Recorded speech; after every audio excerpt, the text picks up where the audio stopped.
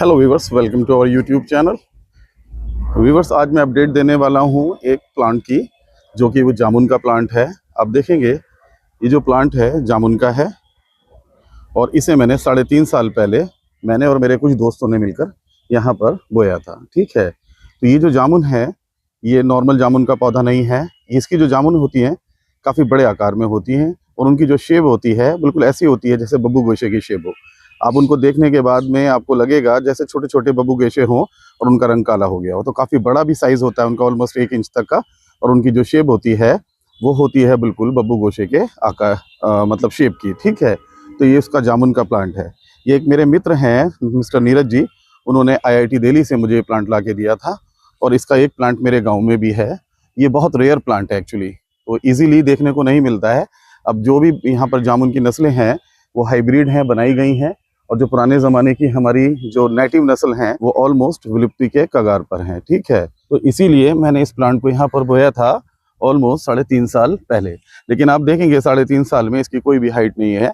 जब हमने बोया था तो ये ऑलमोस्ट 6-7 इंच का यहाँ प्लांट था, छोटा सा था, यहाँ बोया था हमने।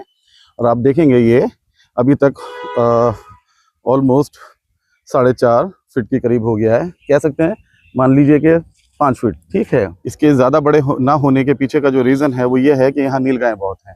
आप देखेंगे पूरा ओपन स्पेस है और यहाँ नीलगायें बहुत हैं। तो नीलगायें क्या करती हैं, जब भी ये पौधा बड़ा होता है ऊपर से निकलने की कोशिश करता है तो नीलगायें इसको खा लेती हैं। जब मैंने इस पौधे को यहाँ पर बोया था तो आप देखेंगे हमने ये नेट लगाई थी यहाँ तक। ये शायद 4 फुट 3.5 फुट है, तो छोटा था जब तक तो बचा रहा। तो जैसे ही ये बड़ा हुआ तो नीलगाय ने ऊपर से इसे खा लिया। तो जब भी ये बड़ा होता था नीलगाय इसको खा लेती थी। तो हमने उससे बचने के लिए, आप देखेंगे ऊपर प्लास्टिक का नेट है, मैंने राउंड शेप में यहाँ पर लगाया जिससे ये बच गया। तो ये यहाँ तक चला गया। अब देखेंगे काफ़ी बड़ा हो गया था, ये वहाँ तक चला गया था। तो जो ऊपर निकला तो नीलगाय ऊपर से भी इसे खाने लगी। लेकिन हम उसके बारे में कुछ सोचते उससे पहले ही एक दिन क्या हुआ, आप देखेंगे यहाँ पर एक बहुत बड़ा पेड़ है। ये पेड़ है, ये पेड़ एक तूफान आया उसमें गिरा और उसकी बहुत सारी ब्रांचेस इसके ऊपर भी आ गई और उससे ये पूरा दब गया और टूट के नीचे यहाँ पर गिर गया। आप देखेंगे तो मैंने इसको सीधा कर दिया, उन ब्रांचेस को काटा, लेकिन जब तक इसके ऊपर के जो ब्रांच थी इस पौधे की वो टूट गई। ठीक है, तो जो बचा वो ये है। अब ये धीरे धीरे ग्रो हो रहा है। आप देखेंगे नई कोपले भी इसमें आने लगी है, ये देखेंगे आप। लेकिन कोई फ़ायदा नहीं है, जितनी भी कोपले बाहर निकलती हैं नीलगाय उन्हें खा लेती है। ठीक है, तो मैंने अब ये सोचा है कि मैं कुछ ऐसा करूं कि ये फ्री माइंड से ये पौधा यहाँ पर ग्रो हो सके, अदरवाइज नीलगाय तो इसको यहाँ उगने नहीं देंगी। ठीक है, तो उसके लिए मैंने क्या सोचा है मैं आपको दिखाता हूँ। उसके लिए आप देखेंगे ये वाला, अब देखेंगे वेस्ट है, ये प्लांट को सिक्योर करने वाली नेट है, जाली है ये पौधों की। ये 2 इस तरफ पड़ी हैं और एक इधर पड़ी है। ठीक है, ये दोनों ही तीनों ही बेकार हैं। तो मैंने ये सोचा है इनमें से एक मैं लूँगा और लेने के बाद में ये जो पेड़ है इसको नीचे की जितनी भी नेट है ऊपर की सब निकाल दी जाएगी। तो पहले मैं वो वाली जाली इसके नीचे लगाऊंगा अच्छे से, उसके बाद में जो प्लास्टिक का नेट है उसको ऊपर से लगा दूंगा। इस तरीके से इसकी जो हाइट है 7-8 फीट हो जाएगी, ऑलमोस्ट 7-7.5 फीट हो जाएगी। और नीलगाय की जो हद है इनको खाने की, वो ऊपर से इसके जो ग्रीन टॉप्स वगैरह निकलते हैं वो सब नहीं खा पाएंगी और ये अच्छे से यहाँ पर ग्रो हो पाएगा।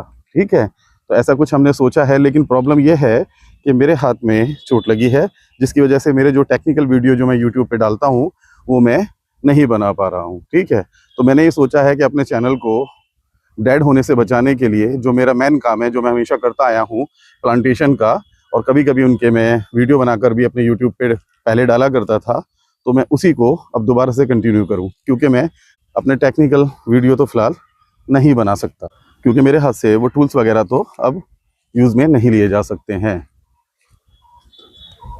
आप अंदर से देखेंगे ये कुछ ऐसा है, अंदर से नई कोपले हैं, ऊपर निकलना चाह रही हैं लेकिन नीलगाय इसे खा जाती हैं।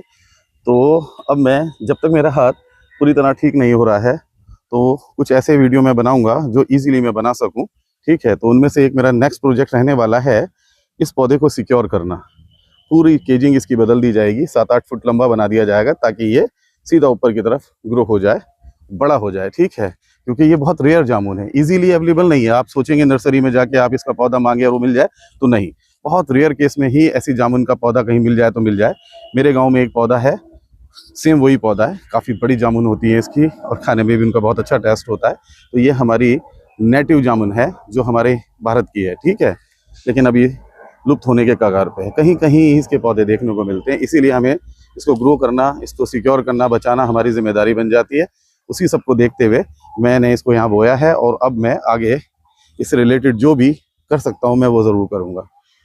अब देखेंगे इस प्लांट को भी एक नंबर दे दिया गया है, यानी कि सिक्योर हो गया है। भविष्य में इसे इंसानों द्वारा तो कम से कम भी कोई हार्म नहीं पहुँचेगा।